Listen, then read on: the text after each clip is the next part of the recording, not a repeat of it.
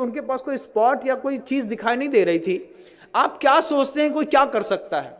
जब ये question mayor के दिमाग में खड़ा हुआ कि जो मतलब मैन का बायो प्रोडक्ट है, जो भी मल वगैरह निष्कासित होता है, तो सीवर कनेक्टेड कर दिया, सबके यहाँ के सेप्टिक टैंक हैदराबाद में अलग कर दिए।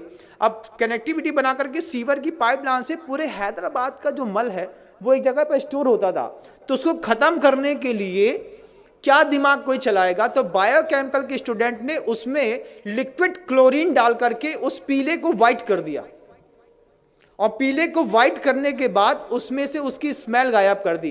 क्लोरीन NaCl, आपने अगर नमक का सूत्र सुना हो तो बंधुओं, मतलब सोडियम अलग होता है, क्लोराइड अलग होती है, NaCl2 ये उसका रासायनिक फॉर्म है।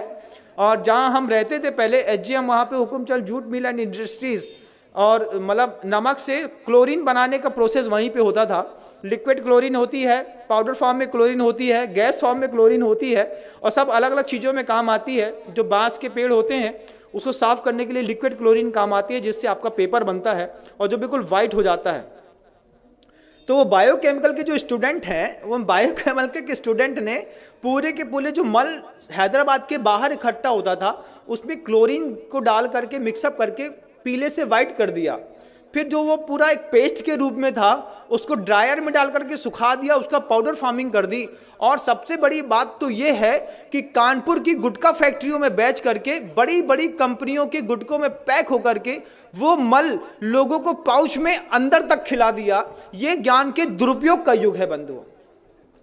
आपको आश्चर्य होगा, लगता है ना कि हम जिस कंपनी का गुटखा खाते हैं ये तो बहुत फ्रेश है और बढ़िया है, जब आपको पता चले कि बायोकेमिक के स्टूडेंट की इतनी बड़ी करामात है कि उसने पूरे के पूरे मानव के बायो प्रोडक्ट को क्लोरीन डाल करके उसकी स्मेल हटा करके और उसको गुटके में मिला करके उसमें फ्रेग्रेंस मिला दिया।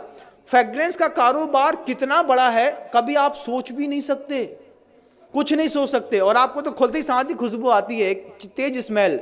आप किसी भी कंपनी के गुटके को 5 मिनट के लिए एक पानी में डाल दीजिए, थोड़ी देर उसको हाथ से मसल के देखिए, फिर आपको पता चलेगा, जब इसकी स्मेल हट जाएगी फिर उसको खा के देखिए, तब पता चलेगा कि हम अपने मुंह में क्या खाते हैं। उसमें चूना और कांच दोनों मिलाया जाता है कि कांच से बारीक कांच का पाउडर रहता है जिससे आपकी जबान थोड़ी सी कटती है, और चूना उसके ऊपर लगता है तो आपको थोड़ी सरसराहट सी होती है। इसके चक्कर में आप बार बार माउथ फ्रेशनर के रूप में ऐसे पाउच के प्रोडक्ट खाते हैं। बायोकेमिक के स्टूडेंट ने पूरा का पूरा मानव मल उठा करके पाउचों में पैक करके कानपुर की गुटखा फैक्ट्री में जा करके एक बार ऑब्जर्वेशन तो करिए बंधुओं, तब समझ में आएगा ये गुटखा खाने वाले लोग सुबह सुबह मानव का मल खा करके अपनी जिंदगी की शुरुआत करते हैं। ये बायोकेमिक के स्टूडेंट का कमाल है। हड्डियों का ढेर मिलता है, दुनिया भर की चीजें मिलती हैं। स्मॉल स्केल इंडस्ट्रीज, 3 शब्द याद रखिएगा। क्या?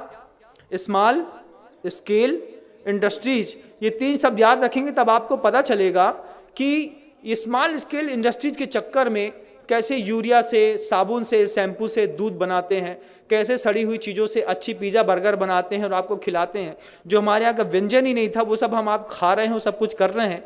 ये स्मॉल स्केल इंडस्ट्रीज़ का कमाल है।